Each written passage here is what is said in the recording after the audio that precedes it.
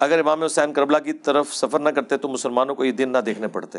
میرے بھائی یہ بالکل آپ نے صحیح سوال کیا ہے، کیونکہ جو جاہل علماء نے ہمارے اندر جو مشہور کیا ہے وہ اس کا رزلٹ یہی نکلنا تھا کہ آپ یہ جہالت شو کرتے. اسی لیے تو ہم نے کہا ہے کہ بندہ پڑھو اصلی جنہیں کام پایا ہے. کربلا تو پروڈکٹ ہے اس غلط کام کی. کام تو اس دن خراب ہوا ہے نا جب حضرت علی کی خلافت ماننے سے انکار کیا گیا. یہ کام ادھر سے بگڑا ہے. یہ نہ لکھیں کہ حضرت حسین نہ جاتے. حضرت حسین تو اس وقت گئے کہ جب پورا انتشار پھیل چکا ہوا تھا. حضرت حسین کو تو وہ کہہ رہے تھے کہ آپ اچھے وارث رسول ہیں کہ دین کا جنازہ نکالا جا رہا ہے، آپ کا بھائی صلح کر کے جو ہے وہ سائڈ پہ ہو گیا، آپ بھی خاموش ہیں. یہ جی ٹی وی کے اوپر میں نے 3 ویڈیوز ریکارڈ کرائی ہیں سرکار. پہلی دفعہ کبھی کسی انٹرنیشنل میڈیا کے اوپر، اتنے بڑے چینل کے اوپر یہ باتیں کہی گئی ہیں. آج تک کبھی کسی شیعہ کی جرت نہیں ہوئی ہے، اور میری ان سے کمٹمنٹ تھی کہ میں کوئی چیز ڈیلیٹ نہیں کرنی. میں نے کہا مجھ سے پہلے طے کرو پیمرا کی پالیسی، کیا مسئلہ ہے تمہیں؟ انہوں نے کہا جی امیر شام کا نام آپ نے نہیں لینا.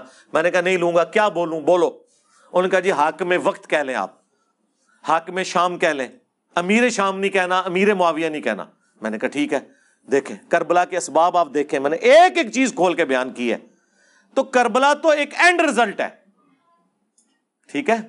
سٹارٹ وہاں سے ہوا ہے جس دن آپ نے سیدنا علی کو خلیفہ نہیں مانا، اور وہاں سے یعنی اس شخص کو جو تینوں خلفاء کے ساتھ پوری کمٹمنٹ کے ساتھ چلتا رہا، جب اس کی باری آئی تو رون ڈال دی. یہ ادھر سے کام خراب ہوا ہے.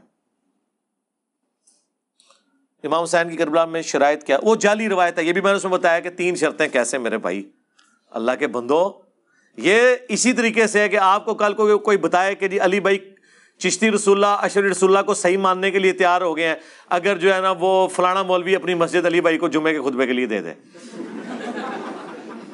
ایڈی بڑی کہانی منو گے تسی؟ اللہ کے بندو، شام غریبہ ہماری لائیو چل رہی تھی، 30,000 سے زیادہ لوگ دیکھ رہے تھے. پاکستان کی کسی مسجد کی گیدرنگ 30,000 نہیں تھی شام غریبہ میں. ایک اکیلا بندہ اپنے گھر میں بیٹھک میں کیمرے کے آگے بیٹھ کے بات کر رہا ہے، اور 30,000 بندہ اس کی کربلا سن رہا ہے. ابھی اب ہر سال ہم کیا کریں گے انشاءاللہ؟ اب میلاد آئے گا تو میلاد کی راتوں میں بھی ہم بیٹھا کریں گے انشاءاللہ. اگر ہمارے نبی علیہ السلام مشرکین عرب کے خیموں میں ان کے حج کے دنوں میں جا کے توحید بیان کر سکتے ہیں، تو ہم کیا شب عاشور اور شام غریبہ میں صحیح کربلا نہیں بیان کر سکتے؟ ہاں، یہ کون سی مشابہت والا معاملہ ہے؟ ٹھیک ہے. تو اللہ کا فضل ہے کہ اب یہ دعوت پھیل رہی ہے.